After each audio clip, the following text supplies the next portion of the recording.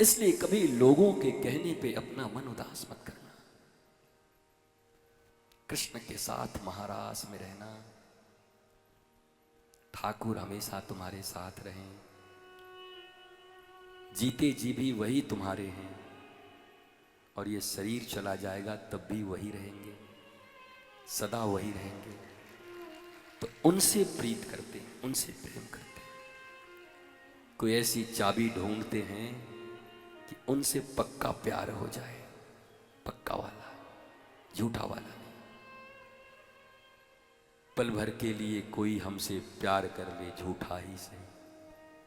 गुरु तो और संत यही गाते हैं, उनके लिए यही भजन है। अरे पल भर के लिए कोई हमसे प्यार कर ले, झूठा भी प्यार करोगे तो सच्चा हो जाएगा, पक्का याद रखना।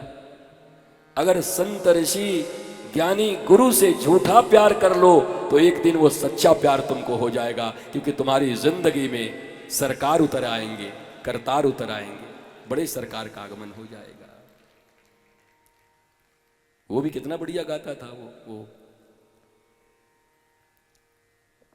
वो तो सलामे इसकी मेरी जान जरा कबूल कर ले, तो हमसे प्यार करने की जरा सी भूल कर ले।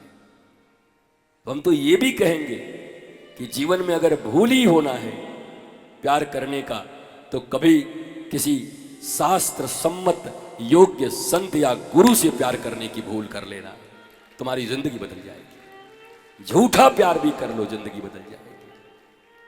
महाराज, ये सब सूत्र हैं। मेरे मेरे मेरे दिमाग में गाने चलते रहते हैं, क्या करूं? जितना श्लोक चलता है उतना गाना भी चलता है, दोनों साथ साथ चलते। मैं बरहा पीडम नटोर बपो कर्णयो कर्णिकारम विप्रद्वासा कनकपसम भय जयंतीम चरमाराम रंध्रान वेणुरधर सुदया पूरयन गोवृंदय वृंदारण्यम स्वपुत्रम प्रावृतम। जब ये चलता है तो ये भी चलता है, 14वीं का चांद, क्योंकि उसमें भी यही कह रहे, बरहा पीडम नटोर बपू कर्णयो कर्णिकारम। भगवान के सौंदर्य का इसमें वर्णन हो रहा है, तो उसी समय ये गाना भी याद पड़ जाता है, 14वीं का चांद या आफताब। क्या बुरा है बताओ? बुरा तो तब हो जब उद्देश्य बुरा हो। उद्देश्य जब हमारे कृष्ण और राधा हो तो हर गाना भी भजन बन जाता है, मौज आ जाती है। ओह, अकेले बैठे बैठे गाने याद आते हैं और मौज आने लगता है, तरंग उठने लगती है। कोई अकेला सुन ले तो कहे बहुत बड़ा गुंडा है, बताओ महाराज, दिन भर गाना गाते रहता है। पर अकेले में भी तरंग उठती है कभी कभी बैठ कर। और सब गाने तो व्यासपीठ से गा नहीं सकता, अकेले तो सब गा लेते हैं कभी कभी। अब बताओ, दुर्योधन और अर्जुन दोनों गए। दुर्योधन ने सेना मांग ली और अर्जुन ने क्या मांग लिया? हमको हमी से चुरा लो। कृष्ण से कृष्ण को ही चुरा लिया। अब ये गाना भी अगर कहीं चल रहा हो और दुर्योधन और अर्जुन का प्रसंग याद आ जाए, तो जैसे उस दिन मैंने कहा था, कर्दम ऋषि देवहूति को देखते हैं, माता पिता कहते हैं क्या इतनी बेटी मेरी बेटी को निहार रहा है, शर्म नहीं आती है? बोला वाह वाह वाह ब्रह्मा जी, कैनवास एक जैसा है पर यही नाक, यही मुख, यही कान इतना सुंदर बना दिया। अरे देवहूति इतना सुंदर है तो राधा रानी कितनी सुंदर होंगी, मैं तो ये सोच रहा। भोग से दृष्टि योग की ओर चली गई तो गाने से भजन की ओर क्यों नहीं जाया जा सकता?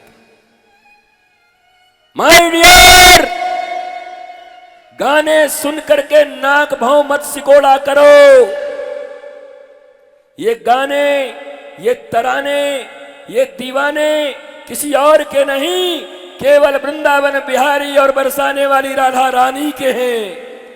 इसलिए गाने भी सिद्ध हैं महाराज।